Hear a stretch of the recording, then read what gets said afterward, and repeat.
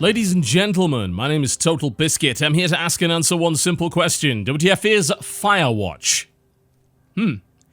This will be an interesting one, certainly, because I think I have different ideas as to what it is versus the opinions of others. And of course, we will be getting into the whole notion of the walking simulator, or in this case, quite literally a hiking simulator. But I'm going to keep that till the end of the video. So consider this a video of two parts. The first part of this video will be describing my experience with Firewatch, which I beat after about 4 hours. That's about how long the game is. And I will be talking about its strengths and weaknesses. I will be discussing its voice acting, its narrative, its world, the level of interactivity, and I will go briefly into the ending. I will be avoiding spoilers, for the most part. The footage in the background is of the first 20 or so minutes of the game. So, if you don't want anything spoiled at all, then you're going to have to both minimize the window and mute it when I decide to play some dialogue, because the voice acting in this game is a key component of my critique, and I can't really go through this video without at least letting you hear a little bit of it. The second part of the video will be focused on the idea of gameplay, games that are not games, games that eschew the majority of gameplay in favor of the narrative, and how the medium can best serve, perhaps, the idea of narrative and character development. You've probably heard a lot of what I've said about that kind of thing before. I've done at least 3 videos on that topic over the past few years, so that may very well be the time that you tune out, and I certainly don't blame you for that, but I think that this game in particular actually advances that conversation a bit, and as a result, I would like to continue to evolve and update my thoughts on the subject. So, alright, let's have a quick look at the options menu before we begin. I'll talk very briefly about performance, since there isn't really a lot to discuss there. You have separate audio sliders. This is very important because there's a hell of a lot of voice acting in here, and I would strongly recommend that you display subtitles if at all possible. You can mute everything. Don't. Why? No. And you can also toggle things like head bob, and you can even disable showing your location on the map if you desire to have a little bit more of a raw experience when it comes to the navigation. I personally wouldn't do that, but that's just me. Now, this game uses the Unity engine. It's really quite an impressive looking Unity game, and you can see that resolution support is pretty damn good, as to be expected. Full screen on or off, VSync on or off, and then you've got Shadow Detail World, SSAO, which looks really quite pretty, Light Shafts, Motion Blur, and Bloom. This is actually one of the few games I actually left Motion Blur on. It was almost not noticeable, and it seemed to work pretty well. Outside of that, for controls, mouth smoothing is off by default, thankfully. You can have it ignore other input devices, so if it's detecting your controller and demanding you use it, then you can disable it. It works fine with controller or keyboard and mouse. There's really no difference. Again, this is not a game that requires any sort of manual dexterity. And you've got rebinds here. They've just recently added the ability to rebind the shift key, which you might like because I know a lot of gamers are used to shift as run. Shift in this game actually is to bring up your radio, so that's something that you may very well wish to change. It's kind of entirely up to you. That's pretty much it in terms of the options. The only thing missing here is field of view. The default field of view I found to be wide enough to play. I didn't feel any motion sickness or simulation sickness in the way that I usually do, but it is a very slow-paced game, so that might have had a lot to do with that. I would strongly suggest to the developers that they do add a field of view slider, though, just in case, since people do like to be able to customize that. Outside of that, you can also subtitle in Russian for some reason, but hey, there you go. If you happen to be Russian and watching my channel, then congratulations, das vidaniya, and so on and so forth. Alright. Let's dive in and talk a little bit about Firewatch. WTF is Firewatch.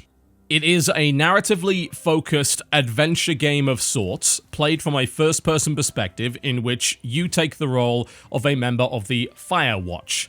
Your literal job is to look out for forest fires. The majority of the game will involve you walking to a destination, interacting with objects, and listening to what your supervisor on the other end of the radio has to say. The game develops as something of a mystery throughout, and it lasts, as I said, about 4 hours, and is a single-player experience. It's developed by Campo Santo, which is a new studio comprising a few folks that you very well might know, especially if you pay attention to gaming podcasts. Have you heard of a podcast called Idle Thumbs? Probably one of the best gaming podcasts that exists and has been around for a very long time. Jake Rodkin is one of the members of Campo Santo. He worked on this game, and he also worked on Telltale games, The Walking Dead, Poker Night, The Inventory, as well as Sam & Max, Tales of Monkey Island, and so on and so forth. We also have Sean Vanneman, who has similar credits from Telltale, and we have the lead designer for Mark of the Ninja, which is Nels Anderson, who worked on that excellent game for Clay. We also, of course, have Chris Remo of Idle Thumbs and the composer behind Gone Home, 30 Flights of Lovin', Space Base DF9, ouch, I'm sure that wasn't his fault, and he was also the co-writer of The Cave. It's a little bit of an indie supergroup, actually. If you look at the staff list, everybody has been involved, for the most part, in something pretty influential in the indie scene. So it's unsurprising that a game of this particular type would come out of a studio like this. These are guys that have a lot of experience with narratively focused games, and the design of Firewatch makes that abundantly clear throughout. So what exactly will you be doing in Firewatch? Well, mostly walking, mostly hiking, perhaps is the best way to describe it. I know the term walking simulator is considered by some people to be a derogatory, but I personally consider it to be quite a useful descriptive term, since a lot of people know what to expect when they hear it. In this case, I would call it a hiking simulator more so than the walking simulator, because the majority of the game is spent hiking around a national park. The process of this is incredibly simple. There isn't any platforming to do. You simply walk forward. There is, thankfully, a jogging button, something that plenty of games in this particular genre should certainly take note of. And climbing up things requires just pressing space and occasionally interacting with an object to tie a rope or something along those lines. You know, there's no skill involved in the traversion of the terrain whatsoever, so you don't need to worry too much about that. The game also equips you with a radio, which is where most, if not all, of the character development and the narrative of the game is given to you. You communicate with your supervisor, who's kind of your lifeline throughout the entire game. She sticks with you for the entire experience, and you will be learning less about her and perhaps more about your character. She doesn't really reveal a great deal of information about herself throughout the entire game, which is actually a little bit disappointing from a narrative perspective, but the relationship between the two is really quite an interesting one, and through your choices in dialogue, which are timed, so very similar to the way that Telltale does things, you will be able to develop your character by making various responses. Hey, sorry, guess I slept in. You got a relaxing, 14 hours of sleep? Whew. Yeah, Jesus, I guess it's 6? 6:45. Whoops. Don't worry about it. That hike puts everyone out of commission for a day or two. But now that you're up, let me quickly get you acquainted with the job. There's a thing in the middle of your room with a round map on it. Do you see it? Okay, yeah, I see it.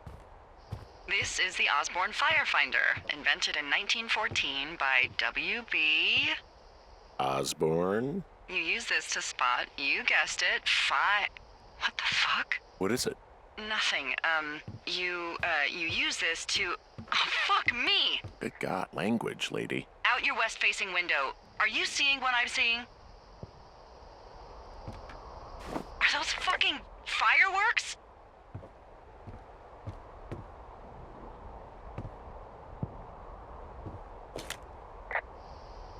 I need you to confirm. Do you see them? Whoa, that's not legal, right? No. You need to get down there right now and stop them. Fire danger is through the fucking roof. Is that really my job? Your job is whatever I say it is. Look, the closest ranger is like 2 days away. Go down there and set them straight.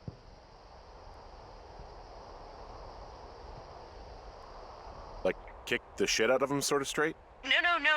Jesus, no. What? I'm not a cop. It's not like I've got a rule book over here. Just make sure they don't do it again. Take their shit. All right, fine. Don't feed anyone a knuckle sandwich. Get going. You'll probably need a rope to get down the shale between you and the lake, if I remember right. There should be one in the supply box on the way. The code is 1234. It's actually that for all of them. Secure. Shut up. So it's essentially role-playing, for all intents and purposes, in the classic sense of the term, as opposed to the video game sense of the term.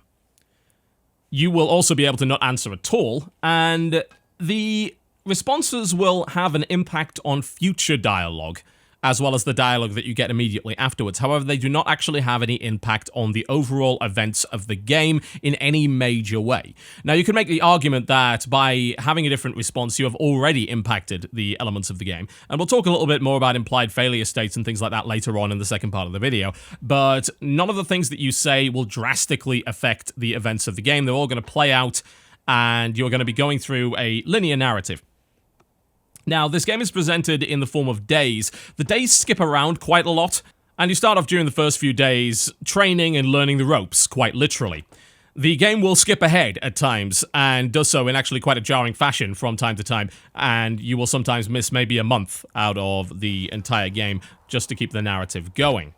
The game goes out of its way to make navigation a little bit trickier than usual. They do give you a map which shows you your current location, however you have to actually bring the map up and look at it directly. This often involves zooming in on the map, which is a way to make you slow down, stop, and check your bearings. You also have a compass, which you will use to navigate by, and later on you'll get a little gadget which will help you out a little bit more in that regard. But the navigation is curiously analog, I think is probably the best way to describe it, which honestly is in keeping with the game. It's not set in the modern era, and very similar to Gone Home, it seems like Campo Santo is almost obsessed with the use of retro technology, which I find to be kind of charming, honestly. There are numerous narrative contrivances that you can pull off using older tech, and the game does go out of its way to do that to some degree. If cell phones were available in this game, then quite a lot of what happens would end up being completely meaningless, so it's a nice little way of dealing with things, and plus, if you happen to be my age, I think you can appreciate the sort of 80s tech and general level of technology on display. But what are you doing in the game? You know, that's what you want to know, and a lot of people have been a little bit curious as to Firewatch because very little was revealed about it, and of course, a lot of hype pieces sprung up, and some claims that ended up not being quite true ended up on the internet. For instance, a fairly recent article as of January claimed that Firewatch will take about 6 hours to complete. This is absolutely not the case. I mean, I beat it in 4, and I'm terrible at navigation. Quite a few people have reported 3 hours as a completion, and really I would argue that the game doesn't have a huge amount of replayability. This comes down to the fact that the gameplay that it does have is extremely minimalistic. It's not as minimalistic as something like Dear Esther, which quite literally has no gameplay whatsoever. It is, I would argue, a little bit more engaging on the gameplay side of things than something like Gone Home, which does not have a dialogue system. The two ways that you can interact with the game and actually engage with it on a gameplay level are the dialogue system and picking up objects. And it's the standard rub X against Y kind of setup. Now, you can look at an object and trigger dialogue by bringing up your radio to ask about it, or in the case of some objects, you can pick them up and then you can use them in specific locations. There's never any confusion as to where you can use them, and the objects outside of a couple that are hidden under another object in an area are extremely easy to find. Don't expect any point-and-click style puzzling. In fact, there's no puzzling of any description whatsoever in this game at all. Mostly you will be hiking, and in doing so, you will be listening to what I would consider to be some of the best writing and best voice acting that I've ever heard in a video game. They chose incredibly well. The game actually only has, I believe, 6 voiced characters total, and only 2 characters that really get any serious degree of airtime. Rich Sommer is the voice of the protagonist, and he has credits in things like Mad Men, The Devil Wears Prada, Wet Hot American Summer, as well as a couple of movies. Hell, he was even in The Simpsons at one point. He has a lot of experience, and it shows. He is outstanding in his performance in this game. And Cissy Jones, who is a very experienced video game voice actor, provides the voice of Delilah, your supervisor, who is the most unrelentingly sarcastic and snarky person that I've ever heard in a video game. And I've heard quite a few of them. And honestly, it works pretty damn well. The writing feels human. It feels real. It doesn't feel contrived. It never feels stilted. It's well-paced. It's well-delivered. It is exactly what this game needed. It provides untold opportunities for great humor. It provides an exceptional amount of character development for the main character, although not for the supervisor, I have to admit. And it also provides real moments of tension with genuine panic and fear in the voices of both characters as the plot continues to develop. Yeah, we got them all over the Shoshone. They saved us a lot of back and forth from the trailhead. Don't take all the good stuff. Yeah, all right.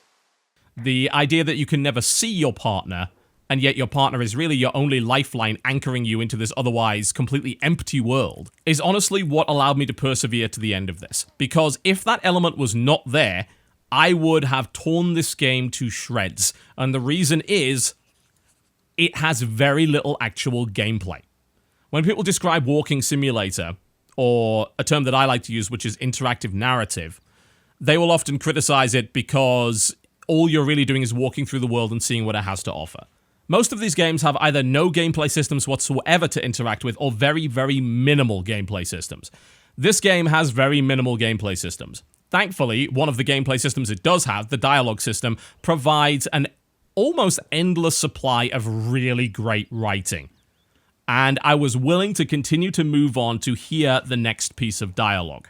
The only challenge that the game really has to offer is in terms of its navigation. If you're a bad navigator like me, you're probably going to get turned around. The game has plenty of opportunities for backtracking, although I will credit it on some fairly smart level design. It appears to be an open world, but it really isn't. It's chock full of invisible walls, as well as things which are just a little bit too steep for you to climb, although the map thankfully indicates the trails, which allows you to ensure that you're actually on the right track and you don't run into those walls too often. Nevertheless, I did run into a few, but I did enjoy the fact that the levels were quite cleverly designed in terms of the way that the trails looped around, and often had one-way shortcuts, which would allow you to return to the previous area in a expedited fashion to continue the story. That said, there are quite a few sections of the game which do involve a lot of running, particularly towards the end of the game. I think I was walking maybe for 10 minutes straight, and there was also very little dialogue to accompany me in the process of doing that. As much as I would have liked to say that it was one last fond look at a world that I enjoyed my time in, it was actually just a fairly tedious and slow romp to the end. I think that could have been alleviated with more dialogue, or potentially with the addition of some real changes to the world. So at least you had something different to look at, and something to say, oh yeah, that changed since I was last here because of events in the narrative. I get it. There are a couple of areas like that that actually have a huge amount of attention to detail in the game itself. Particularly any interior area seems to be chock full of really great detail. The kind of thing that you would have expected from Gone Home, where there's a lot of environmental storytelling going on. The problem is that the majority of the outdoor areas don't seem to really do that all that much, and that's probably due to the size of the game world. There are certainly things that you can spot and talk to your supervisor about which will help you uncover the narrative and the story, but there aren't all that many of them, and more often than not, you'll find yourself romping through what is essentially a land filled with trees and rocks. Now, if you are the sort of person that does not enjoy games that have very minimal gameplay, if you are not the sort of person that enjoys occasionally looking at a map and for the most part pressing W to move forward, then Firewatch is probably going to be a pretty damn difficult sell to you. It was a difficult sell to me as well. But what I will say is that while it has what I would consider to be fairly severe gameplay deficiencies that actively detracted from my enjoyment of the game, the narrative and the voice acting and the writing are extremely strong, and they are strong enough in many ways to overcome that frustration. Whereas a game like Dear Esther was, in my mind, just a pretentious piece of pseudo-intellectual wankery when it came to delivering its narrative, Firewatch feels human. It feels real, down to earth, and it presents you a genuinely tense mystery. Yeah, it was made by Crow American Indians hundreds of years ago. There are lots of small ones. Have you ever been to Medicine Wheel Monument over in the Bighorns? Well, I sure haven't. Well, it's worth a 3-hour detour on the way home in August. Neat. I'll keep it in mind. Unfortunately, and trying to avoid spoilers here as much as possible, I didn't really feel that the game had much of a payoff. It had an incredible middle, a really awesome build of tension and mystery and layer upon layer of what the hell is going on, and it pulled me right into the world as a result. But the payoff was unfortunately quite weak. I was also rather disappointed that my relationship with my supervisor, the character who I'd been speaking to almost the entire game, sort of fizzled out right at the end, and again didn't really give me the payoff that I was looking for. It's entirely possible that some of my dialogue choices maybe affected that a little bit, but I do know that while there might be a secret alternate ending, there is only one real ending. And honestly, when I found out the mystery behind the mystery, I suppose, I felt let down. Now, it was almost like a lost moment to me. It felt like an incredible mystery starting off, and I was hungry to learn more. And then when I finally learned what was going on, my reaction to that was, oh, that was it? Huh. That's a bit disappointing. However, I will say that the surrounding dialogue is absolutely stellar. The relationship between the two characters is great. If I had one criticism of Delilah, it's that she's a little bit one note. It may very well be due to the choices that I made in the dialogue tree, though, because she tends to respond sarcastically if I make sarcastic quips, and I was playing a fairly sad but also snarky character, so naturally that's what I was getting back from it. I imagine that if I had been a little bit more kind, or perhaps a little smarter in terms of my responses and not consistently pestered her about every single thing that I saw, that I would have got the impression that she was a little bit of a different person. But as it stands, my impression of Delilah is a snark tank, you know, a walking, talking snark tank. Thankfully, that's exactly the kind of character that I enjoy. So that was interesting to me.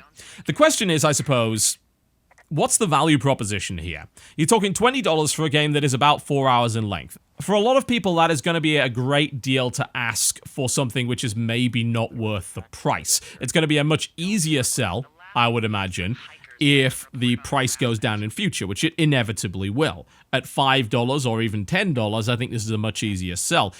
The main problem I think some people are going to have with it is not really the replayability per se, but what you're actually doing. Are you getting quality over quantity? Well, if you are someone that focuses primarily on gameplay, the answer to that is an absolute no. Because the majority of the game involves walking. There is no challenge provided here, there are no puzzles provided here, there is certainly no combat system, and there are actually no real meaningful in-game choices to make. Essentially, all the events of the game are going to happen. You can put a different spin on them by doing certain things, but there are very few opportunities to do so outside of the dialogue tree. You may have seen a trailer, and here's a sort of minor spoiler here. I'll try and obfuscate as much as I can, but there's a part of the game in which you come across a lake and a boombox. You can, if you wish, take the boombox, or indeed you could toss it into the lake. Or you can leave it. And that has a narrative consequence, but it doesn't have a consequence in terms of the events later on in the game. So, you can call it an illusion of choice if you so desire. But if I was to be kind to it, I would call it character development through dialogue mechanics. And I would call it a series of micro-choices that, while they don't have a huge impact on the game, do have an impact to some degree on the story itself. Not the direct plot, but the people involved in it. I found a bra. A nudie pyromaniac. Remain professional. Really, Firewatch is a game about discovering who Henry is. It's actually not a game about solving a mystery. And that may be something that disappoints some people, because they were maybe looking for a mystery, perhaps similar to the way that they were looking for that in Gone Home, and some people didn't necessarily find it. In terms of the gameplay, what there is of it, I do have some minor gripes. For some reason, you can't jog while you have your map out, which is irritating, to say the least. You can jog with your compass out, however, so if anyone is about to make the argument, well, how can you jog and still keep your map in view? Well, one, I'm pretty sure that humans don't actually have to wave their hands around in order to jog, and two, you can do it with the compass, so why can't you do it with the map? So that unintuitively slows you down. The other problem that I have with the game is that if you wish to recommence jogging, you have to toggle it back on. As soon as you do anything, it untoggles jog. So even if you have your finger down on the button, you have to press it again in order to recommence the jogging process. Honestly, jog should really just be on by default. Like, you don't even move that fast with jog to begin with, and it's blindingly obvious that the game has been artificially extended as a result of your walking speed and the actual size of the levels. The game could have been a lot shorter, and it could have done so without actually cutting out any meaningful narrative or environmental storytelling. Because, yes, there is a lot of nothing in the game when it comes to walking around. There are inexplicably an awful lot of objects in the game which don't seem to serve any practical purpose whatsoever, and by that I mean you can't even pick them up outside of just grabbing them, turning them around to examine them, and put them back down. And the vast majority of those objects have no relevance to the story whatsoever unless I am an idiot and I missed the point completely. Gone Home had some objects like that, but I felt like the whole thing was deliberately cohesive because it was the contents of a house, and the entire contents of the house told the story. I don't really feel that that's the case in Firewatch. I think that Firewatch is a game that has a lot of extraneous stuff just for the sake of having it. It's like, hey, yeah, look at all these books. Okay, what relevance do they have to the character? I mean, not much. Why are there pine cones everywhere? Couldn't tell you. Not a clue. Maybe there's some deep hidden meaning that I'm just too stupid to get, but I'm not really sure why you'd include objects in the game that you can pick up and look at if there is no purpose, both narratively and mechanically. These are for the most part minor gripes and built into a bigger criticism, which is very subjective of the game, which is that it seems to almost revel in the fact that it has almost no gameplay. Like, it rejects a lot of standard gaming conventions. And for some people that's going to be awesome, and for some it is going to be repulsive. What is it for me? Well, I will say this, I enjoyed Firewatch a hell of a lot more than I enjoyed games like Dear Esther, The Graveyard, basically anything that Tale of Tales made, Proteus, and other similar games. I enjoyed, I think, on the level that I enjoyed Stanley Parable. Almost. Stanley Parable toyed with the player. Stanley Parable toyed with the idea of player expectation and also subverted a lot of what makes video games, which is what made it interesting. It was almost a commentary on player agency. Firewatch is not that. Firewatch, if it is a commentary, is certainly not a commentary on video games. But I did enjoy it a hell of a lot more than I expected to, mostly down to just how good the writing is. It is awesome. And I also have to give special note to the music as well, which really helped add to the tension and also add to the feel of loneliness that I experienced when I was out there in the wilderness. It was a game that made me feel very tense, even though I knew, at least I was fairly sure, that it was impossible to die. I knew the game had no combat, so any tension of that was out of the window, and yet I was still feeling palpable tension regardless of that, and that is a testament to just how well written and how well performed this game's voice acting actually is. It is top tier. But TotalBiscuit, is it a game? That old doozy. Yes, it is.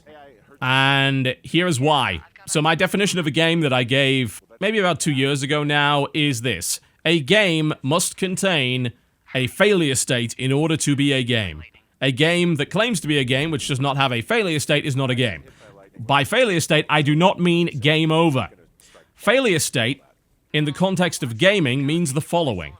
A failure state is an interactive element which can have outcomes of variable desirability. That means that yes, a game in which you cannot die can also have failure states because an activity that you performed resulted in a less than desirable or optimal outcome for you. Now that can be as simple as a dialogue choice that upset a character. It doesn't have to have any mechanical implications. A bar does not have to go down, a character does not have to leave your party, but that is still a failure state. It is an implied failure state as opposed to an express, obvious failure state. Firewatch has that, because it has a dialogue system. It also requires certain objects to progress, and while almost none of those objects are anywhere off the beaten path whatsoever, it is still possible to miss them, and as a result, it's possible to fail to progress, and that is in itself an implied, hopefully temporary, failure state. So yes, it is a game. Now the question is, should it be, though? And by that, I don't mean Firewatch is not worthy of the name game. It's actually the opposite. Is the gaming medium worthy of Firewatch? Is the gaming medium the right medium for what Firewatch is trying to do, for the narrative that it's trying to deliver?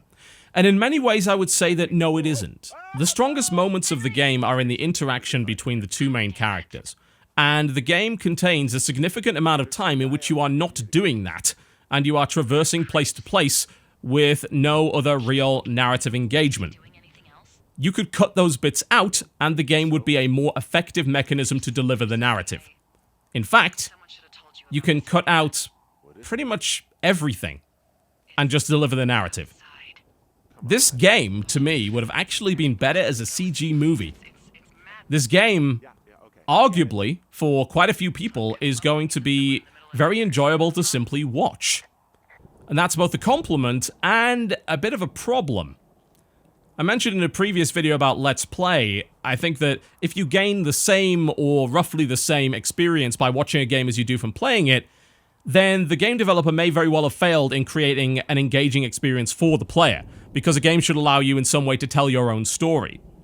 However, I think Firewatch kind of gets away with it simply due to the dialogue system. You can actually tell your own story, and there are some things that you can do which will affect the narrative. So it is worth playing, but between those sections, you are dealing with a fairly uninteresting or laborious process of traversing the environment, which also interrupts the narrative and actually ends up harming the overall storytelling experience, at least in my humble opinion. I would not play Firewatch again to see the different dialogue options and some of the outcomes. I would watch it. Because, honestly, the process of getting to that dialogue was not interesting enough to warrant a second playthrough in my eyes. Because it's just a lot of walking. It really is. I mean, it is a walking simulator. It's a hiking simulator. That's an honest description. That may be the most honest description I've ever heard when it comes to the use of that particular term. The reasons why the majority of games include gameplay and a core gameplay loop is to fill in the time between those parts of the narrative and the advancement of the story. When you take that away, you can end up with situations of what I would describe as wasted time, downtime, essentially. And you're desperate to get to the next part of the story because that's the bit which is keeping you going. But you're playing the game in spite of its gameplay and not for its gameplay. That's the problem. This is why, at least in my eyes, that this style of genre just doesn't really work all that well. I don't think it's the right way to go when it comes to gaming. I think that games like Brothers or Journey are the right way to go. You can deliver narrative while still having a compelling core gameplay loop and interesting exploration. The problem is Firewatch doesn't have that. However, as much as I'm hammering on that fact, I do need to reiterate the fact that I actually did enjoy the majority of my time with Firewatch, and that is solely down to how well written it is and how cool the dialogue system is. It is that good. It is that exemplary. It is, frankly, top tier in every respect, and that kept me playing. It's just a shame that the rest of the game wasn't able to carry itself on its own. It was being carried by the writing. It was being carried by the dialogue. I think what Campo Santo have achieved here is impressive in many ways. By simply having a script that is that well written and voice acting that is that well delivered, it makes the player feel a real connection to the person that's on the other end of the walkie-talkie. It's a fairly rare connection in video games. Sometimes it happens, but I think by focusing on really only two characters, they were able to really hone in on a very human and very engaging narrative. And that's awesome. That is fantastic. And I was longing for each new piece of dialogue as I went through the game. Almost desperate to find it, in fact, so that it would interrupt the monotony of walking. It is also a fairly pretty game. Admittedly, if you happen to be buying it on PlayStation 4, bear in mind that it currently has some very severe performance problems as of the 13th of February, so just bear that in mind. Whether or not this is a good value proposition for you is really going to come down to how much tolerance you have for walking and how much you really want to engage in that narrative. I have a feeling a lot of people are just going to watch a Let's Play and they'll probably be entirely fine with that. That would be a shame. Honestly, it would. I think that one playthrough is definitely worthwhile. For $20, that's going to be a very subjective decision on your part. I think I've accurately described what this game is, hopefully, without spoiling any of the plot. If you think that's worth $20, go nuts, go wild. If you don't, well, feel free to wait. It is a shame, perhaps, that this title is maybe more of a Firewatch than a Fireplay. Yeah, that sounded clever in my head, maybe not so much, but that is always going to be the albatross around the neck of this particular genre. If it's possible to solve that, awesome. I don't think Firewatch solves it. I do think it advances the genre well, and it's probably one of the best examples of its genre. Whether or not that means that you want to play it comes entirely down to how you tolerate or indeed perhaps enjoy that particular genre. I will say this, I don't think I will forget Firewatch anytime soon. The writing team and the voice actors need a goddamn medal. If by the end of this year this game has not won multiple awards for narrative and voice acting, then as far as I'm concerned, video game awards are bloody stupid. Firewatch, ladies and gentlemen, it is $20 or your regional equivalent. It is available on PC as well as consoles. My name has been TotalBiscuit. Thank you very much for watching. If you like this video, then by all means feel free to click the like button. Or if you'd like to set all the bears on fire, don't do that. They didn't do anything wrong. Then click the dislike button. I'll see you next time. To the service, which means we're cut off. I tried radioing out, and that's not working either. Can I go fix it? Well, you probably can't, but what you can do is hike out to where the wire runs through your area and report back if it's down. Then I can track down a ranger to get someone on it. Okay, I can do that. Where is it? Remember that cave you hiked through yesterday? Yeah, of course. So you're gonna want to go back there, go through it, and keep going straight to the north when you come out. Will do. Thanks, Hank. It's Henry. What, you don't like Hank? Yeah, I don't like Hank. But thanks rhymes with Hank. No, it doesn't. Okay, all right.